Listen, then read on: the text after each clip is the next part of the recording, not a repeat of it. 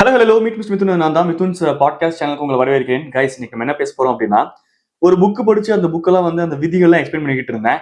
ஆனா எனக்கு அது லைட்டா எனக்கு பர்சனலா கொஞ்சம் போர் அடிச்சது. பாட்காஸ்ட் பேசுறதே போர் அடிக்குது, கம்மியாவும் தான் பாக்குறீங்க. அது ஒரு மாதிரி ஒரு எப்படி சொல்றது, ஒரு உந்துகோல் எனக்கு எங்கேயுமே கிடைக்கல. ஆனா அந்த பாட்காஸ்ட் சேனல்ல வர கமெண்ட்ஸ் இருக்குல்ல, அதுதான் எனக்கு கொஞ்சம் டிரைவிங் ஃபோர்ஸா இருக்கு. அது ரொம்ப ஜென்யூனா இருக்கு. என் ஃப்ரெண்டு கிட்ட பேசிக்கிட்டு இருக்கும்போது கூட சொன்னான், மனிஷ்னு சொல்லிட்டு, அது காசு கொடுத்தாலும் இந்த மாதிரி கமெண்ட்ஸ்லாம் வராதுடா, தயவு செஞ்சு நீ பாட்காஸ்ட் சேனல் விட்டுறாத. நான் சொன்னேன் அவங்ககிட்ட, அடியே நான் ட்ரால் சேனல் மட்டுமே பண்ணலான்னு இருக்கேன்டா, ஏதாச்சும் ஒன்னுல கான்சென்ட்ரேட் பண்ணலான்னு இருக்கேன். இங்க ஒரு கால், அங்க ஒரு கால், பின்னாடி ஒரு கால், இருக்கிறது 2 கால் தான், 3 கால் அனுக்க வேண்டியதா இருக்குதா, 3 கால் வச்சுக்கிட்டு. ஏன்னா ட்ரிபிள் பிளாக்ஸ்ன்னு சொல்லிட்டு ஒரு சேனல் வச்சிருக்கேன்.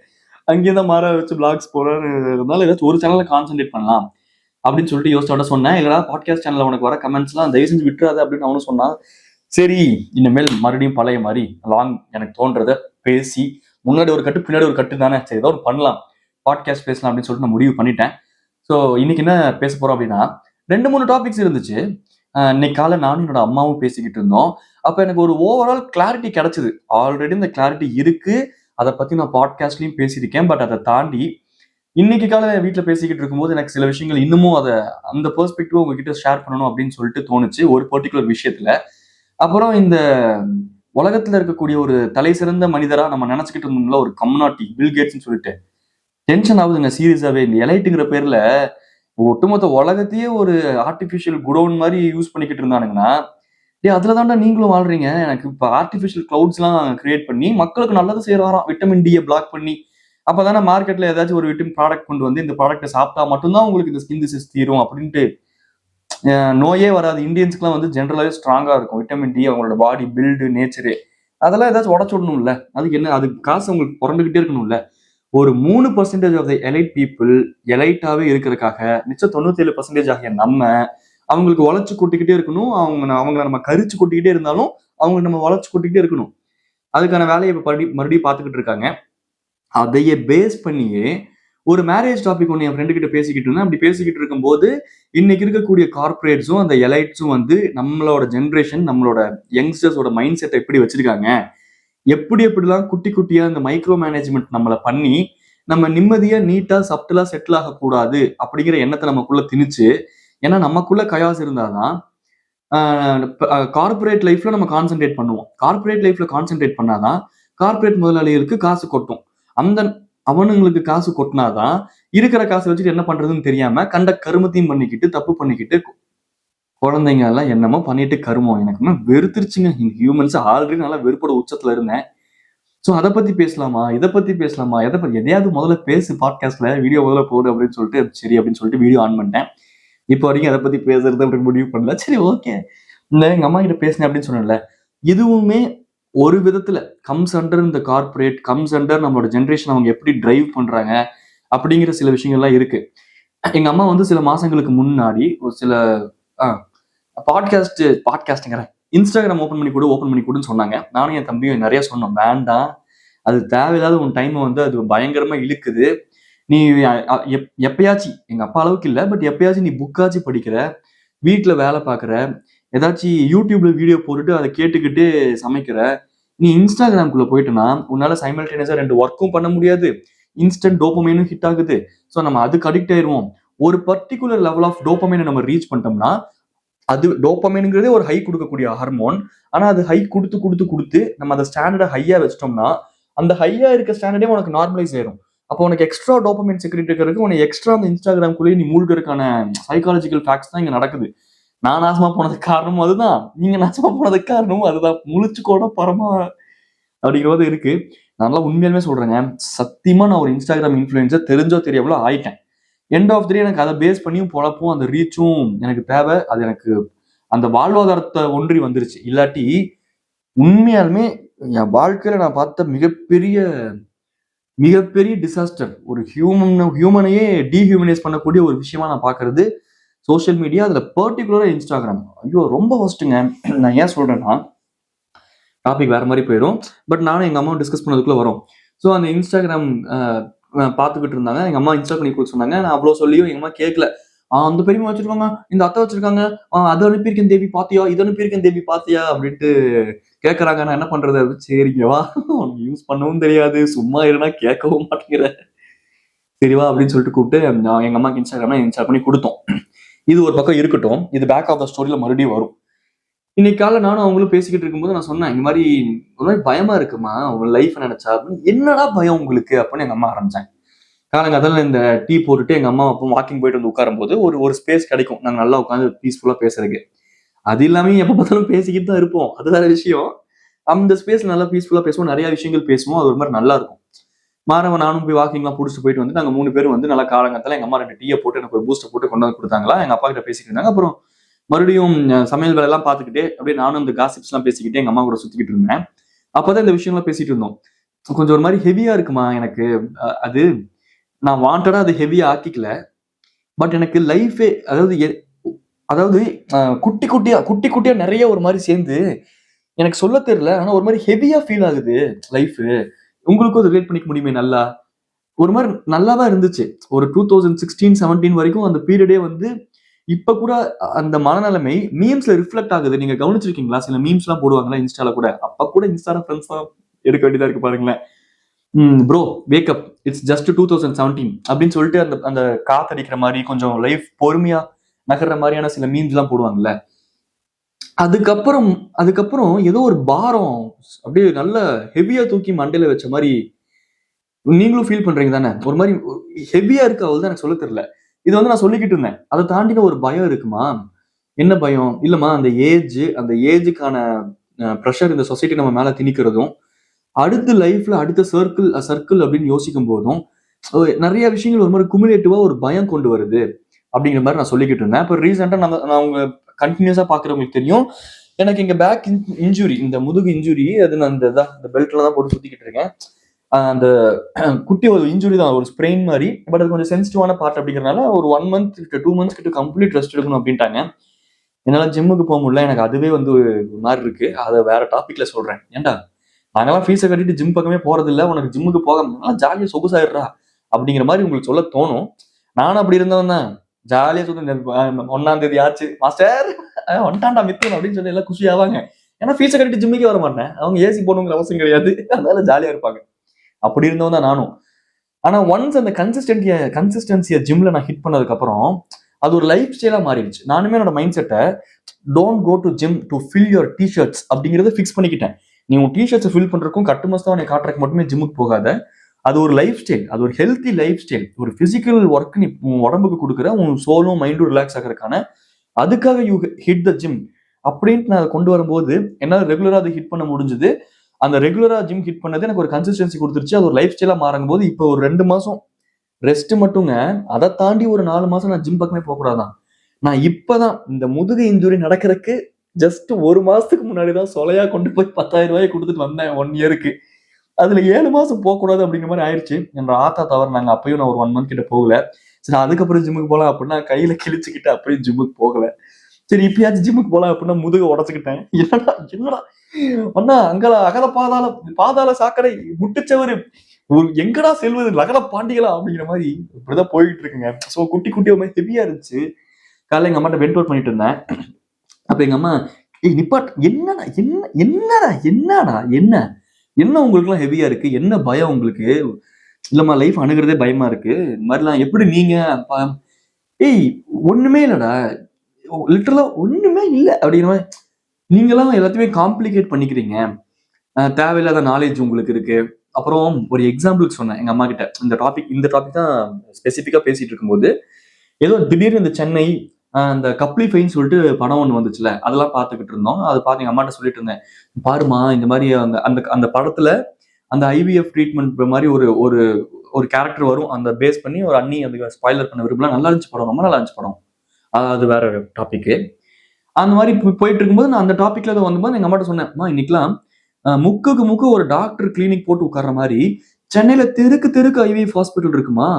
எனக்கு புரியல இந்த கல்ச்சர் எப்படி உருவாச்சு. ஏன்னா எனக்கு நல்லா ஞாபகம் இருக்கு, நான் ஈரோட்ல ஒர்க் பண்ணிக்கிட்டு இருக்கும்போது, நான் எஃப்எம்ல இருக்கும்போது எங்களுக்கு வந்து கமர்ஷியல்ஸ் வரும். அதாவது எஃப்எம்முக்கு ஆட் வரும், விளம்பரம் வரும்.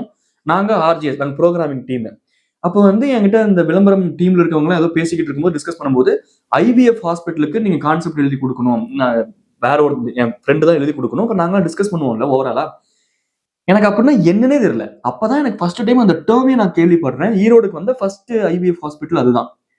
அப்பதான் நான் அந்த டேர்மே கேள்விப்படுறேன். ஓ, இப்படி ஒண்ணு இருக்கா? இப்படிலாமா இருக்கு? அப்ப நான் என்ன நினைச்சேன், ஓகே, உண்மையாலுமே அந்த பேபி இல்லாம இருக்கவங்க கஷ்டப்படுவாங்கல்ல, அவங்களுக்காக கிரியேட் பண்ண ஒரு தனித்துவமான ஒரு மருத்துவமனை போல. இப்ப எப்படி இந்த முதுகுனா ஆர்த்தோ, எலும்புனா ஆர்த்தோ, அந்த மாதிரி ஒரு ஸ்பெசிபிக் இருக்குமே, இது ஒரு ஸ்பெசிபிக்கான ஒரு இது போல, அவ்வளவுதான் அப்படின்னு நினைச்சேன். பட் இன்னைக்கு மூக்குக்கு மூக்குக்கு அது இருக்கும்போது தான் புரியுது, ஏதோ ஒரு விதத்துல உங்ககிட்ட பயத்தை இன்டியூஸ் பண்ணும். உங்ககிட்ட பயத்தை இன்டியூஸ் பண்ணாதான் நீ வந்து உன்னோட பொட்டன்ஷியல் இருந்து கம்மியாவ. உன் பொட்டன்ஷியல் இருந்து நீ கம்மியானாதான் எங்களுக்கு அது ரெவன்யூ அப்படிங்கிற அந்த கார்பரேட் லைஃப் அதுக்கு பின்னாடி இருக்கு, இயங்குது அப்படிங்கறத ஆராய்ச்சி பண்ணி கண்டுபிடிச்சியா ப்ரோ? இல்ல. ஆனா உணர்தல் புரியுது எனக்கு. நீங்களும் அண்டர்ஸ்டாண்ட் பண்ணிக்க. நீங்க யோசிச்சு பாருங்களேன். நீங்க சிம்பிளா யோசிச்சு பாருங்க. நான் ஒரு கொஸ்டின் கேட்கறேங்க. நம்மளுக்கு வந்து அம்மா அப்பா இருக்காங்க. நம்ம அம்மா அப்பாவுக்கு வந்து அம்மா அப்பா இருக்காங்க. அவங்க பீரியட் ஆஃப் டைம்லலாம் அசால்ட்டா 3 குழந்தை, அதுக்கும் முன்னாடில 8 குழந்தை, அது பிறக்கும், அதுங்க பாட்டு அங்கிட்டு இங்கிட்டு திரியும். ஆனா நல்லா வளர்ந்துருங்க. நல்லா எல்லாம் ஹெல்த்தியா இருந்துச்சுங்க. இன்னைக்கு ஒரு குழந்தைய பெத்துக்கிறது பெரும்பாடா இருக்குது. அந்த குழந்தைய பெத்துக்கிறதுக்கு 1008 கண்டிஷன்ஸ் அண்ட் அப்ளை மாதிரி, அதையும் அது பெத்ததுக்கு அப்புறம் அதை பேம்பர் பண்ணி அதை ஸ்பாயில் பண்ணி, அது அது ஒரு ஏன்டா இப்படி ஒரு ஹியூமனை பெத்தோங்கிற மாதிரி அது ஃபியூச்சர்ல வளர்ந்து நிக்கிற அளவுக்கு பேரண்ட்ஸே கெடுத்து வச்சு, என்ன எனக்கு இதெல்லாம் நான் ஏன் சொல்றேன்? Coming back to the point. அப்ப இந்த ஓவராலா நம்ம ஜென்ரேஷனுக்கு நம்மளுக்கு ஸ்ட்ரெஸ் வருது. இந்த ஜென்ரேஷனே பீயிங் ஸ்ட்ரெஸ்ட் அவுட்னு இல்ல, இந்த எலைட் கம்யூனிட்டிங்க நம்மள ஸ்ட்ரெஸ்டாவே வச்சுக்கிறானுங்க. நம்மளுக்கு பயத்தையும் ஸ்ட்ரெஸ்ஸையும் இன்டியூஸ் பண்றதுக்காக தான் இந்த இன்ஸ்டாகிராம, ஏய் நீ என்ன பாரிசாலன் மாதிரி பேச ஆரம்பிச்சிட்ட அப்படிங்காதீங்க. பட் அப்படி இல்லைங்க, அவரு சொல்றேன். சில பாயிண்ட்ஸ் எனக்கு புரிய வருது. ரொம்ப ஸ்ட்ராங்காவே அது புரியுது எனக்கு. ஏன்னா நீங்க நல்லா உட்கார்ந்து தனியா யோசிச்சு பாத்தீங்கன்னா உங்களுக்கு புரியும். இன்ஸ்டாகிராம் யூஸ் பண்றதுக்கு முன்னாடி வரைக்குமே உங்க கேரக்டரே ஒரு டிஃப்ரெண்ட் இருந்திருக்கும். உங்க கேரக்டர் ஒரு சப்டில்னஸ் இருந்திருக்கும். உங்களுக்கு ஒரு இன்செக்யூர்னஸ் இருந்திருக்காது. ஒரு மாதிரி நீங்க ஒரு ஒரு நியூட்ரலா, ஒரு அழகா லைஃப கொஞ்சம் ஸ்லோ அண்ட் ஸ்டடியா லீட் பண்ற மாதிரியான ஒரு ஃபேஸ் இருந்திருக்கும். இந்த சோசியல் மீடியாலாம் வந்ததுக்கு அப்புறம் டூ மச் ஆஃப் நாலேஜ். இன்னைக்கால எங்க அம்மா அதான் ஒரு வார்த்தை சொன்னாங்க, டேய் இங்க பாருடா, நீ எனக்கு இந்த இன்ஸ்டாகிராம் இன்ஸ்டால் பண்ணி கொடுத்த, நானும் ஒரு மாசம் அந்த இன்ஸ்டாகிராம் நோண்டிக்கிட்டு இருக்கும்போது பாக்குறேன். ஃபர்ஸ்ட் எல்லாம் அப்படியே ரொம்ப இன்ட்ரெஸ்டா இருந்துச்சு. ஏதோ ஒரு ரீல்ஸ் போடுறானுங்க. ஓ இந்த ஜூஸ் இது போட்டா இங்க பாருங்க, ஜூஸ், இந்த ஜூஸ் இது கூட காம்பினேஷன், இந்த காம்பினேஷன் இது, ஓ இந்த ஜிம்முக்கு போனாதான் இப்படி நடக்கும், 30 வயசுக்கு மேல இப்படி இருக்கணும், உங்க பேரண்ட்ஸ் 40க்கு மேல அவங்களுக்கு இதை தான் நீங்க பண்ணணும், உங்க கண்ணில் கார்போஹைட்ரேட்ஸே காட்டக்கூடாது. என் தாத்தாவும் தான் 40 வயசு மேல நல்லா சட்டி சோறு சாப்பிட்டாரு. அவர் 80 வயசு வரைக்கும் உயிர் வாழ்ந்தாரு. அப்ப இதெல்லாமே அவங்க சொல்றது ஒரு ஃபேக்ட் தான். நான் இல்லைன்னு சொல்லல, அது சயின்டிபிக்லி ப்ரூவன் தான், எல்லாமே ஓகே. பட் இந்த உலகத்துல ஃபேக்ட்ஸை தாண்டி சில அற்புதங்கள் இருக்கு. அதை உணர மட்டும்தான் முடியும். அதை நம்ம டிரைவ் மட்டும்தான் பண்ணிட்டு போக முடியும். உலகத்துல கண்டுபிடிக்காத விஷயங்களை தான் மெய்ஞானம்னு சொல்லுவாங்க. கண்டுபிடிச்ச விஷயங்களை தான் விஞ்ஞானம்னு சொல்லுவாங்க. கிட்டத்தட்ட இந்த கான்செப்டுமே அது மாதிரிதான். நீ வந்து காலங்காத்தால இந்த நைட் வரைக்கும் இந்த டயட் ஃபாலோ பண்ணாதான் உன் உடம்பு சூப்பரா இருக்குங்கிறது ஒரு ஃபேக்டா இருக்கலாம். பட் நீ அதை ரொம்ப ஸ்ட்ராங்கா நம்பி நீ அதுக்குள்ள விழுந்துட்டா அது ஒரு ட்ராப்பாவும் மாறலாம். மனசளவுல நீ வந்து கொஞ்சம் ஈஸியா இருக்கணும். இப்ப என்னைய கேட்டீங்கன்னா, என்னோட ஓவரால் ஈட்டிங் பத்தி என்னோட புரிதல் என்னன்னா, ஹெல்த்தியா சாப்பிடணும்.